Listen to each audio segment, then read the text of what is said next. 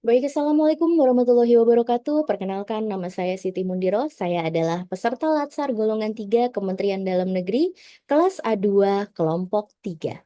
Izinkan saya menyampaikan tugas agenda satu saya terkait wawasan kebangsaan dan bela negara. Yang pertama ingin saya sampaikan adalah terkait definisi dan pentingnya wawasan kebangsaan.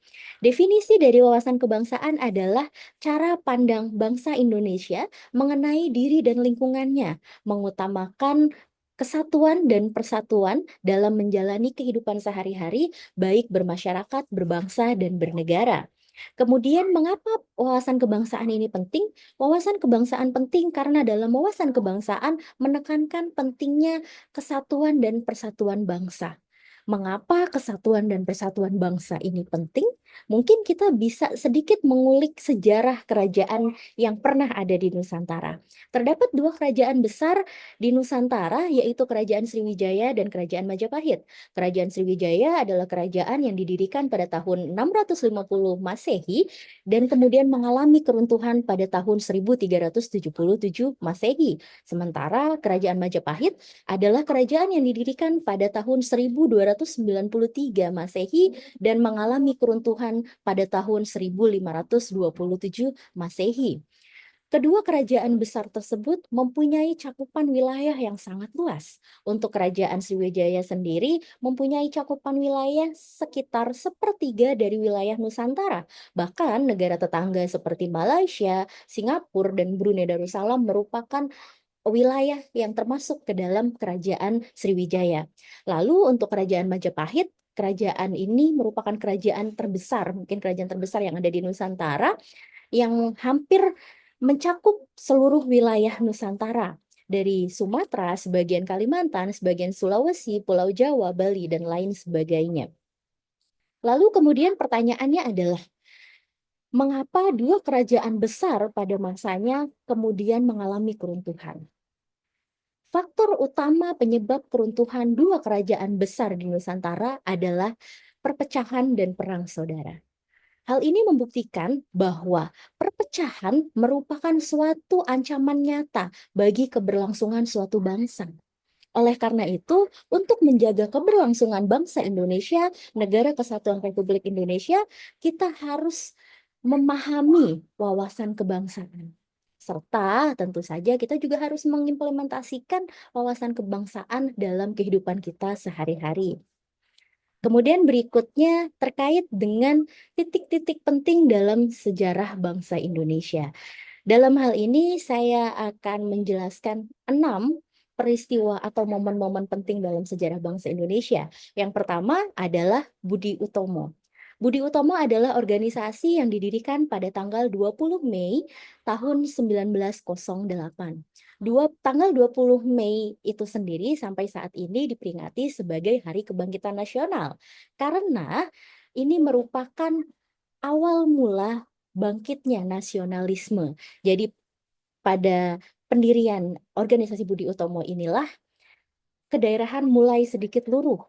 Sudah tidak ada lagi seperti Jong Java, Jong Sumatera, Jong Kalimantan, yang ada adalah bangsa Indonesia.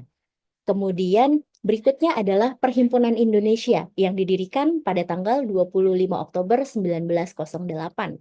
Mengapa Perhimpunan Indonesia ini masuk ke dalam titik-titik penting dalam sejarah bangsa Indonesia? Karena Perhimpunan Indonesia adalah organisasi pertama yang menggunakan kata Indonesia. Kemudian berikutnya adalah Kongres Pemuda I yang dilaksanakan pada tanggal 30 April 1926, yang kemudian dilanjutkan dengan Kongres Pemuda II yang dilaksanakan pada tanggal 27 sampai dengan 28 Oktober 1928, di mana pada Kongres Pemuda II inilah tercetus Sumpah Pemuda, di mana putra-putri bangsa kemudian mendeklarasikan bertumpah darah satu tanah air Indonesia, berbangsa satu bangsa Indonesia, dan bahasa persatuan bahasa Indonesia. Oleh karena itu, tanggal 28 Oktober diperingati sebagai Hari Sumpah Pemuda.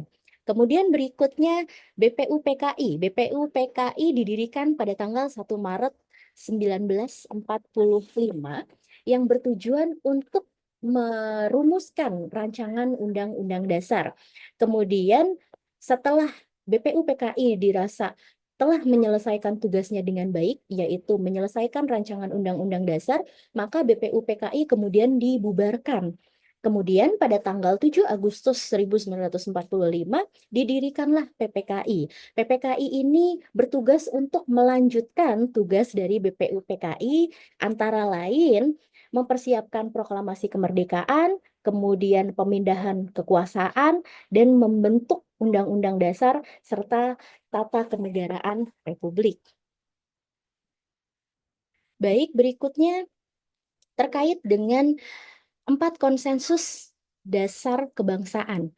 Sebelumnya, Sebelumnya hal ini dikenal dengan 4 pilar kebangsaan yang terdiri dari Pancasila, Undang-Undang Dasar 1945, Bhinneka Tunggal Ika, dan NKRI. Lalu kenapa dari 4 pilar kebangsaan ini diganti atau dirubah terminologinya, istilahnya menjadi 4 konsensus dasar kebangsaan? Jadi pada dasarnya Pancasila adalah fondasi bangsa Indonesia. Pancasila adalah ideologi bangsa. Oleh karena itu, jika disebut 4 pilar, artinya posisi Pancasila disejajarkan atau disetarakan dengan ketiga pilar lainnya. Oleh karena itu, kemudian digantilah terminologi 4 pilar kebangsaan ini menjadi 4 konsensus dasar kebangsaan yang terdiri dari Pancasila, Bhinneka Tunggal Ika, Undang-Undang Dasar 1945, dan juga NKRI atau Negara Kesatuan Republik Indonesia. Kemudian berikutnya terkait dengan bendera, bahasa, lambang negara, dan lagu kebangsaan. Hal tersebut sudah diatur dalam Undang-Undang Nomor 24 Tahun 2009, di mana bendera Indonesia adalah bendera merah putih, kemudian bahasa kebangsaan adalah bahasa Indonesia, kemudian lambang negara adalah burung Garuda yang menengok ke arah kanan dengan filosofi menengok ke arah kebaikan. Kemudian yang terakhir adalah lagu kebangsaan. Lagu kebangsaan adalah Indonesia Raya yang digubah oleh W.R. Supratman. Kemudian berikutnya terkait dengan penyelenggaraan pemerintahan. Tujuan atau fungsi dari pemerintahan adalah untuk melayani, mengayomi, dan memberdayakan masyarakat. Untuk dapat melayani, mengayomi, dan memberdayakan masyarakat, tentunya membutuhkan alat negara. Atau kita bisa menyebutnya lembaga negara. Lembaga negara di mana kita ketahui bahwa Indonesia menganut trias politika terdiri dari 3 lembaga negara, lembaga eksekutif, lembaga legislatif, dan lembaga yudikatif. Tujuannya apa? Tujuannya adalah untuk dapat mencapai tujuan dan cita-cita bangsa Indonesia. Adapun tujuan dari bangsa Indonesia adalah melindungi segenap bangsa dan seluruh tumpah darah Indonesia, memajukan kesejahteraan umum, dan mencerdaskan kehidupan bangsa, serta ikut melaksanakan ketertiban dunia. Seperti yang tertuang dalam pembukaan Undang-Undang Dasar 1945 alinea keempat. Kemudian selanjutnya, untuk dapat juga mencapai cita-cita bangsa Indonesia. Apa cita-cita bangsa Indonesia? Menjadi negara Indonesia yang merdeka, bersatu, berdaulat, adil, dan makmur, sebagaimana tertuang dalam pembukaan Undang-Undang Dasar 1945 alinea kedua. Baik, berikutnya terkait dengan definisi bela negara. Bela negara itu sendiri sudah diatur dalam Undang-Undang Nomor 23 Tahun 2019. Bela negara adalah tekad, sikap, dan perilaku, serta tindakan warga negara, baik secara perseorangan maupun kolektif, dalam menjaga kedaulatan negara, keutuhan wilayah, dan keselamatan bangsa dan negara yang dijiwai oleh kecintaan kepada NKRI yang berdasarkan Pancasila dan Undang-Undang Dasar Negara Republik Indonesia tahun 1945 dalam menjamin kelangsungan hidup bangsa Indonesia dan negara dari berbagai ancaman. Hal ini mungkin dapat kita sederhanakan definisi dari bela negara ini. Sederhananya, bela negara adalah suatu sikap dan perilaku serta tindakan kita sebagai warga negara, baik secara individu maupun secara kolektif atau golongan, untuk menjaga kedaulatan negara kita. Yang didasari apa? Yang didasari oleh rasa cinta kita terhadap negara. Landasannya apa? Landasannya tentu saja Pancasila dan Undang-Undang Dasar 1945.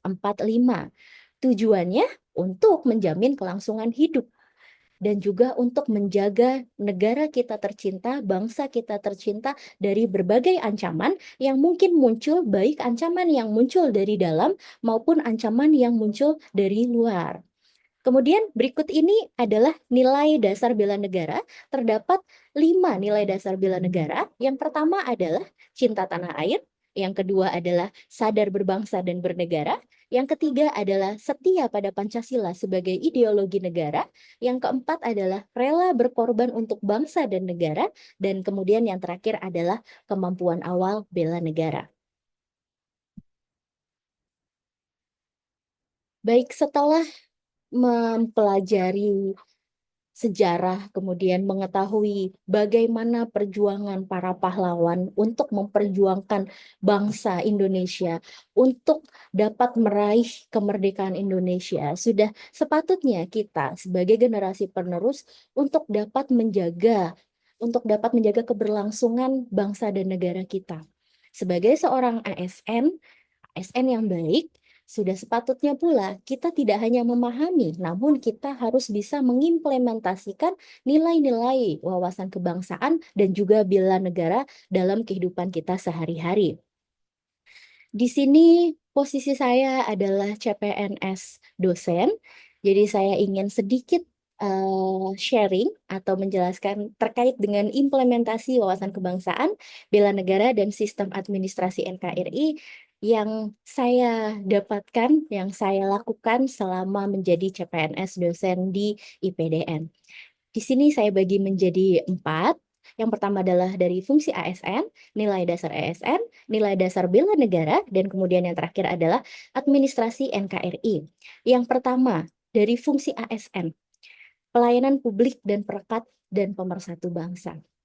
Sebagai seorang CPNS dosen, tentu saja saya terlibat dalam pelayanan publik. Dalam hal ini saya melayani mahasiswa atau praja dengan memberikan edukasi, dengan memberikan ilmu dan lain sebagainya. Kemudian selain itu juga saya berusaha menjadi perekat dan pemersatu bangsa. Seperti yang kita ketahui, IPDN adalah perguruan tinggi yang mahasiswanya berasal dari seluruh wilayah di Indonesia, dari Sabang sampai Merauke. Jadi dalam satu angkatan ini dapat dipastikan terdapat mahasiswa atau praja dari seluruh wilayah di Indonesia. Oleh karena itu, memungkinkan dalam satu kelas terdapat berbagai macam suku, ras, agama, seperti itu. Kemudian ketika saya masuk ke kelas, saya selalu berusaha untuk membaurkan para praja.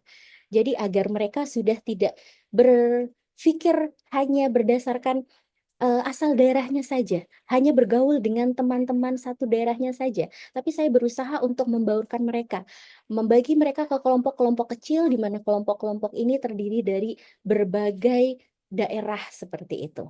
Kemudian berikutnya adalah nilai dasar ASN, mengabdi dan menjalankan tugas secara profesional.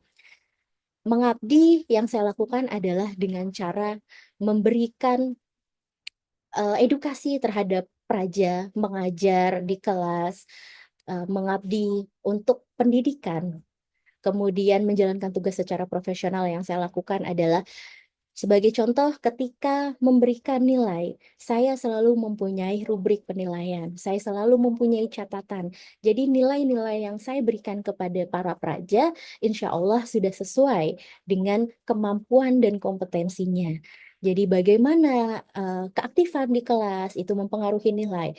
Kemudian bagaimana penyampaian tugas, kemudian bagaimana nilai UTS, bagaimana nilai UAS. Ini betul-betul saya koreksi, betul-betul saya cek. Jadi insya Allah nilai yang saya berikan adalah nilai yang sesuai, nilai yang betul-betul dapat insya Allah dapat saya pertanggungjawabkan seperti itu.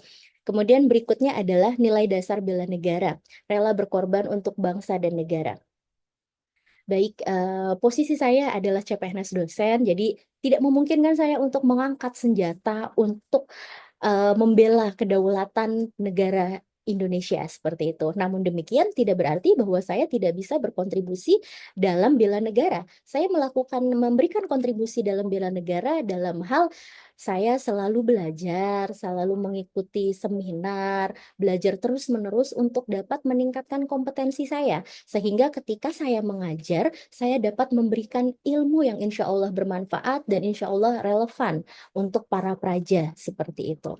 Kemudian yang terakhir adalah administrasi NKRI terkait dengan posisi saya sebagai CPNS dosen, administrasi yang sudah sempat dilalui adalah BKD dan SKP. Meskipun saya pribadi untuk 2 semester ini belum menginput BKD untuk diri saya sendiri atau saya pribadi, namun saya sudah berkontribusi dengan membantu dosen senior atau dosen utama dalam menginput BKD-nya sehingga insya Allah saya sudah sedikit lebih paham terkait dengan administrasi yang harus dilakukan oleh dosen seperti itu. Kemudian yang kedua adalah SKP di akhir tahun 2024 atau awal tahun 2025 saya juga mengisi SKP. Oleh karena itu insya Allah saya juga sudah mulai sedikit memahami bagaimana administrasi untuk ASN. Baik, demikian yang dapat saya sampaikan terkait dengan wawasan kebangsaan dan bela negara. Saya mohon maaf jika dalam penyampaiannya masih banyak kekurangan. Saya akhiri. Wassalamualaikum warahmatullahi wabarakatuh.